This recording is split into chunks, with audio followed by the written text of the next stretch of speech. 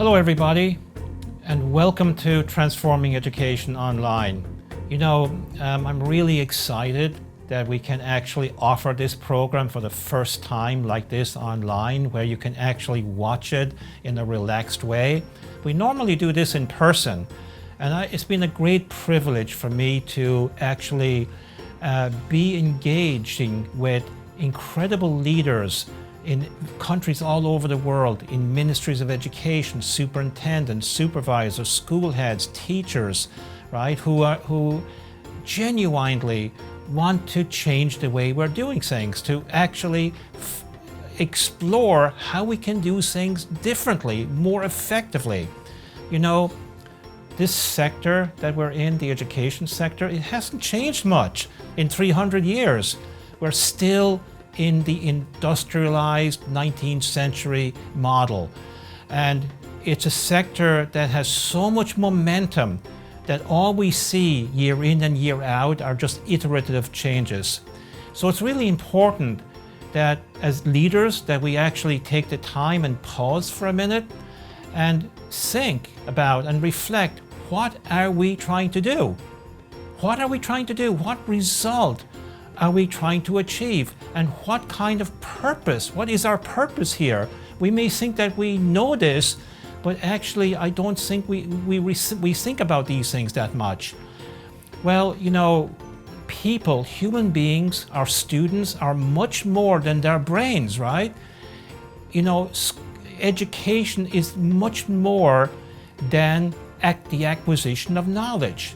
It's much more about intellectual capabilities. In fact, if you look at the Fortune 500 companies, you look at a company like Tesla, for example, just spotlight it, when they're interviewing for new hires and they interview a lot of people apply to Tesla. In fact, it's harder to get into Tesla than it is to get into Harvard University.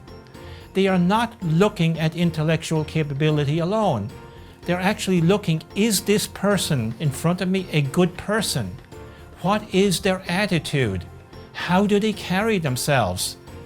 And they're looking at relationships. How does this person relate with others? How do others actually interact with him or her? Do they actually like working with this person or not, right? And also their ability to solve problems. Can you solve complex problems?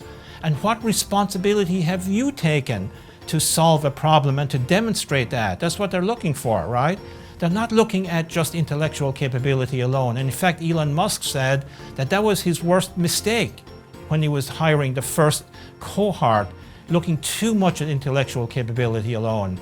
So in this program, we're going to actually be exploring how do we achieve these outcomes that the modern workforce is actually seeking, right?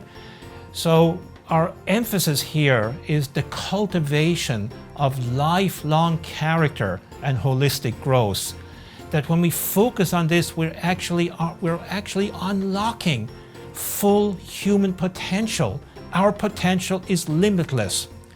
And this does not start with the students alone. This must start with the educators. This is our theory of transformation, that it begins with the educators. The educators are the ones who have to work very hard to model good character, to model good relationships, to come in and work on their health, their fitness, and to actually stimulate their intellectual curiosity. I was really surprised.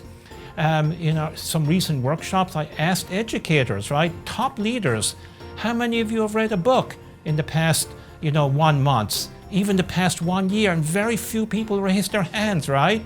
I think to be an educator, you have to be reading a book a month. That's what we're advocating for. Plus other areas on how we can cultivate these other dimensions that make up who we are. So I think if you invest in this program and give it your all, you won't even recognize yourself in 10 weeks, in 6 months, in 1 year. We can change the game here, and we can actually make it such that our students, right, will graduate prepared to take on an amazing life and to contribute, right, to society, to the workforce, that they can confidently form a family, raise children of goodness themselves. So all of these outcomes we want to be nurturing while these students are captured in our educational institutions, right? That they can actually have a fighting chance to create an amazing, compelling future, and actually that they can contribute to creating a civilization of peace and a future of prosperity as well. So thank you again, and I look forward to spending time with you, right, as we go through the presentations and the programs one by one.